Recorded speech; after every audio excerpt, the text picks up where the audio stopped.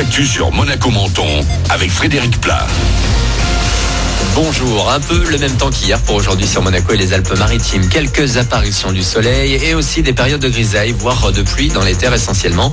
Le thermomètre va rester sous les 20 degrés au max, il fait 12 au réveil à Menton. C'était la météo sur Énergie avec Latrego, votre restaurant les pieds dans l'eau, port de Plaisance, Cap d'Aille.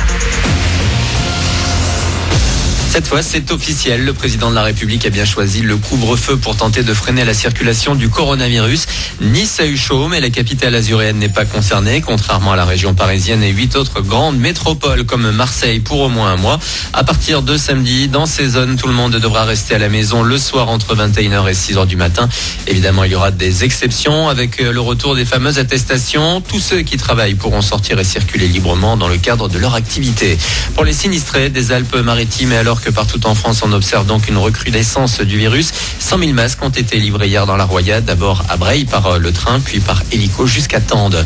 À Monaco, 7 nouveaux cas positifs ont été diagnostiqués hier. 28 personnes sont actuellement prises en charge par le centre de suivi à domicile. 4 sont hospitalisées, mais pas en réanimation.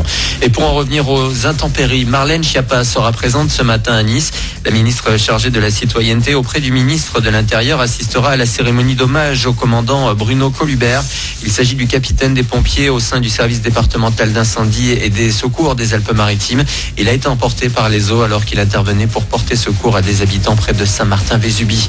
L'actu, c'est également le meurtrier présumé de Victorine. Il est en garde à vue. Il s'agit d'un habitant du même quartier que celui de la jeune femme retrouvée morte en Isère fin septembre. Un homme de 25 ans, père de famille, qui serait passé aux aveux selon certains médias. Du sport également dans l'actu et la série continue. La France n'a toujours pas perdu face à la Croatie en match officiel. Mieux, les Bleus se sont de nouveau imposés face aux Croates hier à Zagreb. 2-1 pour les champions du monde et retour en tête de la poule ex-aequo avec le Portugal. Puis on ne change pas une équipe qui gagne en basket. Les Monégasques se sont largement imposés 96-64 hier soir face aux Belges d'Anvers à Gaston Médecin. On jouait la 3e journée d'Eurocup et pour la Roca Team, c'est une 3e victoire d'affilée. Pour terminer, on se régale avec la Maison du Citron récompensée. Il y a tout juste une semaine, Adrien Ganac, 29 ans, agrumiculteur à Menton, a remporté le concours Graines d'agriculteurs, lauréat du grand public. Ils étaient 50 nouveaux talents au départ à participer à cette édition et c'est donc une belle reconnaissance de ce dur métier, Adrien. C'est un métier difficile pour ceux qui ne l'aiment pas. C'est un métier de passionné, c'est surtout ça. Nous, on aime ce qu'on fait, donc on se lève avec l'envie de le faire et on se couche avec le regret de ne pas en avoir fait assez. Quand vous plantez un citronnier, qu'il vous faut 3-4 ans pour le former et qu'il vous faut une dizaine d'années pour qu'il arrive à sa taille adulte, c'est un temps long.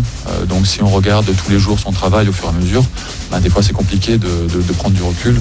Effectivement, il faut voir au bout d'1 an, 2 ans, 5 ans.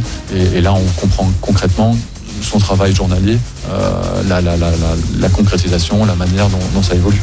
Demain, je serai paysan.fr si vous voulez en savoir plus et pour découvrir Adrien et la Maison du Citron. Là aussi, direction le net et la maisonduscitron.com. Voilà pour vos infos.